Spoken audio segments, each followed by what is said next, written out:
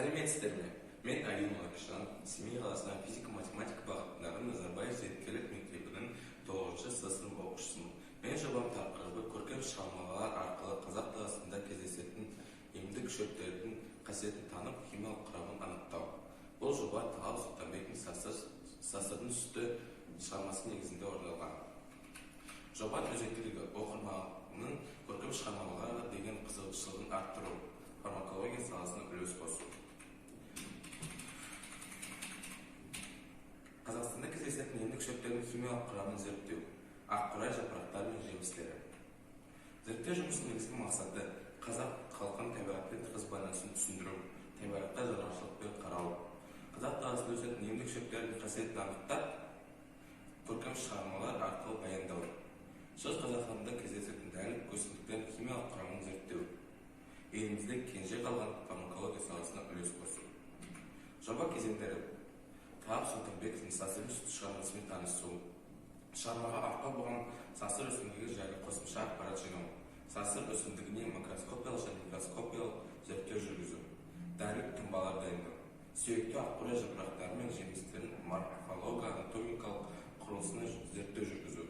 Қорытынды: сасыр өсімдігі шадырша гүлдер тұқымдасына жататын көп жылдық монокрапты және поликрапты шөптесін өсімдіктер. Жобамызды ары жалғастыру үшін біз сасыр өсімдігіне әртүрлі зерттеулер жүргізген болатынбыз. Және де қосымша ақпарат жинау үшін қанымыздағы көп жылдар бойы халық медицинасымен айналысатын Надежда Михайловнамен кездескен болатынбыз. Надежда Михайловнаның айтуынша, қазіргі кезде сасыр өсімдігі көбінесе халық медицинасында қолданады екен. Себебі дәстүрлі медицинада әлі дұрыс зерттелмеген. Және де сасыр өсімдігі көптеген ауруларға қарсы екенін білдік. Сасыр өсімдігінің емдік қасиеттері: қатер ісік ауруларына, остеохондроз, тіс аурулары, өкпе қабыны және қан диабетіне жақсы көмектеседі екен. Жобамызды ары жалғастыру үшін тағы да қосымша өсімдік алған болатынбыз. Сүйекті аққурай түрі эндемикалық, орта азиялық, негізінен таулы аймақтарда жақсы өседі екен. Жапырақтарын назар аударатын болсақ, бұл жерде жоғарғы бөлігі және төменгі бөлігі көрсетілген. Және де аққурай өсімдігіне біз макроскопиялық және микроскопиялық зерттеу жүргізген болатынбыз. Бұл зерттеуді біз Семей қаласындағы медицина университетінде жүргіздік.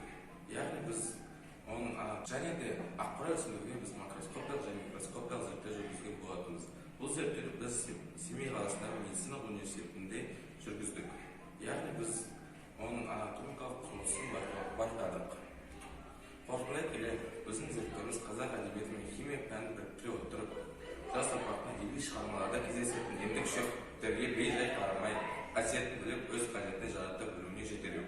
Қазіргі уақытта зерттеуімізді Қаламыздағы медицина университетінің биохимия кафедрасының оқытушысы, фармация магистрі Бабаева Гүлжан Сәнбекқызының жетекшілігімен медицина университетінің зертханасында ғылыми жобамыз бойынша зерттеуімізді жүргізіп жатырмыз. Мақсатымыз сасыр өсімдігінің емдік қасиетін және жалпы елімізде өсетін дәрілік шөптердің қасиетін анықтап, тәжірибе жүзінде дәлелдеу. Және отандық шикізат ретінде түрлі ауруларды емдеу ретінде дәрілік шикізат алу жоспарланып отыр. Назарларыңызға рахмет.